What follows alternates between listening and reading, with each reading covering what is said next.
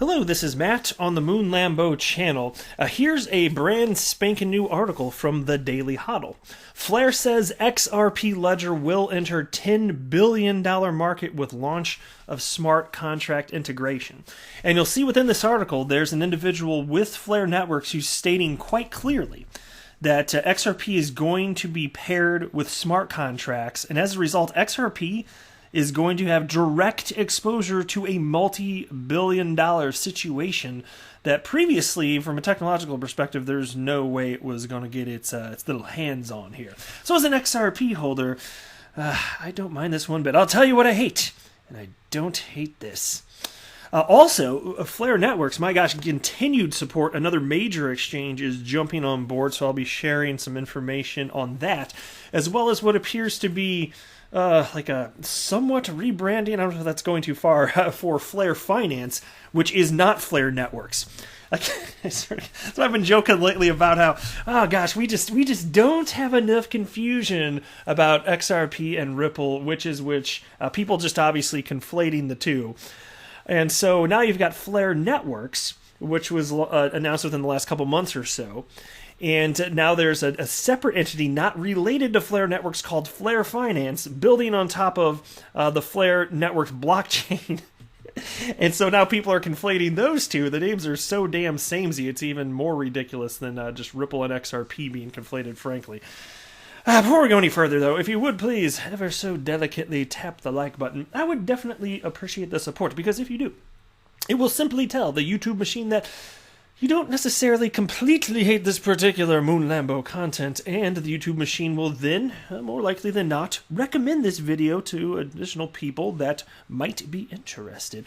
And also, if you're a fan of the idea of XRP getting exposure to just a whole nother market valued in the multi-billion-dollar range, go ahead and subscribe to the Moon Lambo channel, because I think you and I might be on the same page here.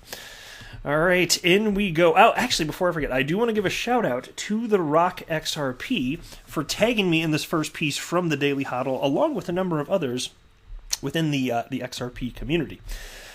A senior executive at the crypto startup and Ripple partner Flare says the XRP ledger is poised to dive into a new realm with the launch of smart contract integration. Yeah, this is another reason it's confusing, because technically they're just called Flare for short, but the blockchain is the Flare network. So when people say Flare, they're probably talking about Flare network. But some people have used Flare to describe Flare Financial, and I'm just like, audible sigh, one of those. But anyway, in a new Tokyo crypto interview, Flare's head of business development, Mohammed Taser, says the company's effort to bridge smart contracts and XRP will open the door to a multi-billion-dollar market. Take a look at this quote. Why that is very exciting is because it opens up a lot of possibilities to a big market that is just sitting there with a huge market value of $10 billion today. So consider this, and this is one of the things that I think is super exciting. You're adding additional utility to XRP thanks to the Flare blockchain and ultimately the Spark token, which is just a utility fork. That's what they're calling it. That's the term they've come up with, the utility fork of the XRP ledger. Whereas most forks are typically considered a little bit hostile, this one is designed to amplify what XRP can already do. And by design, the XRP ledger did not have smart contract capabilities built into it. And that was quite intentional. And in fact, it was Stefan Thomas and David Schwartz there on Blockstars somewhat recently. That's Ripple's podcast that David Schwartz hosts. And they were talking about the reasons that they didn't, because they actually considered building in smart contract capabilities. I mean, hell, it was actually Ripple employees that came up with the idea for a smart contract platform. And Vitalik Buterin, before he created Ethereum, actually, he was in those discussions. Not a Ripple employee, but he was there, and he was actually for a couple of weeks crashing on the couch of Stefan Thomas, which is previously it's Ripple's previous CTO. And so it was Ripple employees that came up with the idea that Vitalik Buterin then took and used to create Ethereum, a smart contract platform, the very first one. Which is always just a fun story. It's like Ripple's at the core of everything awesome having to do with blockchain, except for the advent of Bitcoin itself, right? But no, this is going to drive additional volume, and this is what's so exciting in terms, because humans are just going to speculate, right? But the more activity you get around this, from my perspective, the better. Now, as for what makes Flare unique, Taser explains how it adds smart contract functionality to the fourth largest crypto asset, and here's another quote. Flare is a new network. So where the first Turing complete FBA, which means Federated Byzantine Agreement, network, and we're using the Ethereum virtual machine for our smart contracts. We added the Ethereum virtual machine so that we can bring in at launch one of the protocols that we've been working on, which is the FXRP, or the Flare XRP, basically. It's a trustless representation of XRP on the Flare network so that it can utilize smart contracts. In short, we're basically adding smart contract functionality that can run with XRP.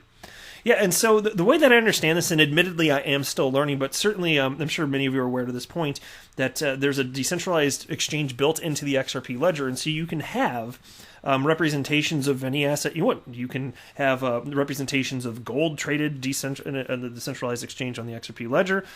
You could have gummy bears or Skittles or animals, whatever. You can tokenize whatever the hell you want. And so in this case, what they're talking about here is FFXRP being basically a token that is representative of XRP, basically, because of course it is a separate blockchain. But Taser also offers his take on how gamers will eventually rely on blockchain and non-fungible tokens, or NFTs for short. NFTs are special cryptographic tokens that serve as verifiable proof of ownership of a particular digital asset, such as gaming items or collectibles. Unlike crypto assets such as Ethereum and Bitcoin, non-fungible tokens are assets that are not interchangeable. Each non-fungible token holds the identifying characteristics of a certain asset stored in the blockchain. So with smart contract capabilities, XRP can enter the world of NFTs, which Taser says has the potential to be big. And so take a look at this quote. It's not just going to catch on. I think blockchain and NFTs are just going to be a part of the new ecosystem of the VR world because it's one of the ways you can safely manage ownership over digital assets within that space, essentially. Now, in addition, Taser highlights that Flare's smart contract functionality can also be integrated with other non-Turing complete cryptocurrencies like Bitcoin. And so here's another quote. This is the last quote for this. So essentially with Flare, what is super exciting is that what we're doing with XRP transcends just XRP. It can be done with any of the non-Turing complete assets that lie out there. So we're starting with XRP because it's a big community, it's well developed, and it's really big value. But also there are others, like 75% of the crypto world, like the actual value of the crypto lie in non-Turing complete assets, i.e. Bitcoin, Stellar, Litecoin. So what we're doing with FXRP can be generalized into an F asset that can be issued to run with smart contracts on Flare.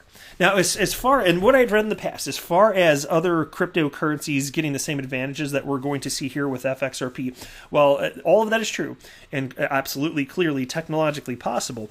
It is the holders of the Spark tokens that are going to be going to have the ability to govern the blockchain, and we're all XRP holders at this point, right? So it makes me wonder, anytime soon, if ever, are we all going to vote to allow other cryptocurrencies to enjoy the same benefits?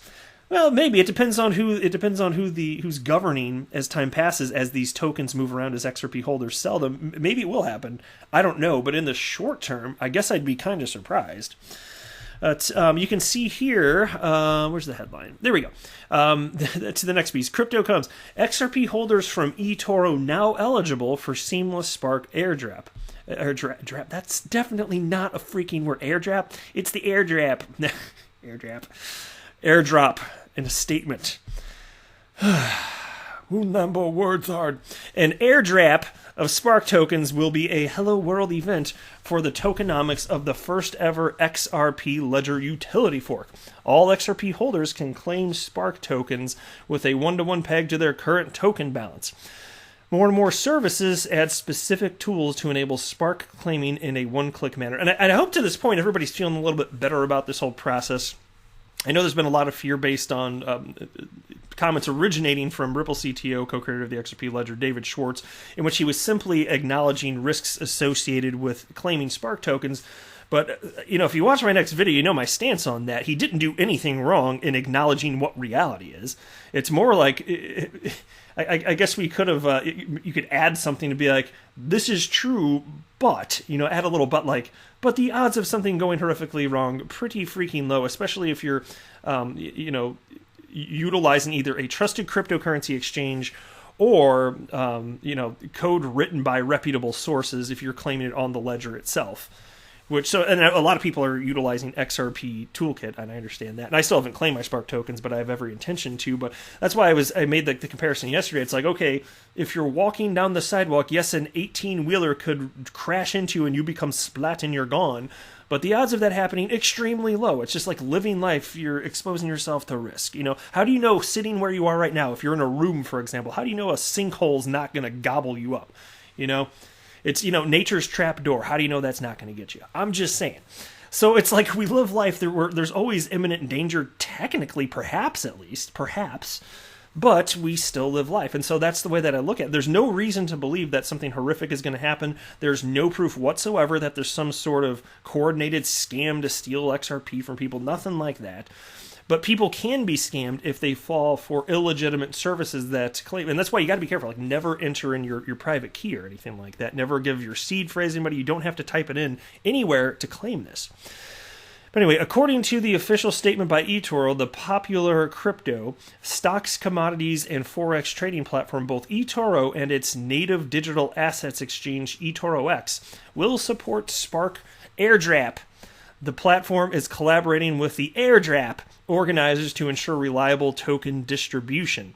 Flare Networks, the software team behind Spark airdrop, and the upcoming Flare XRP fork are excited by this decision by Etoro, as the platform has a huge audience worldwide. And here's a quote: "This is a huge milestone for Flare, and our deepest thanks go to the team at Etoro who have worked hard to make this happen." So that makes it, if you go, here's their supporting exchanges, 14 listed. 14.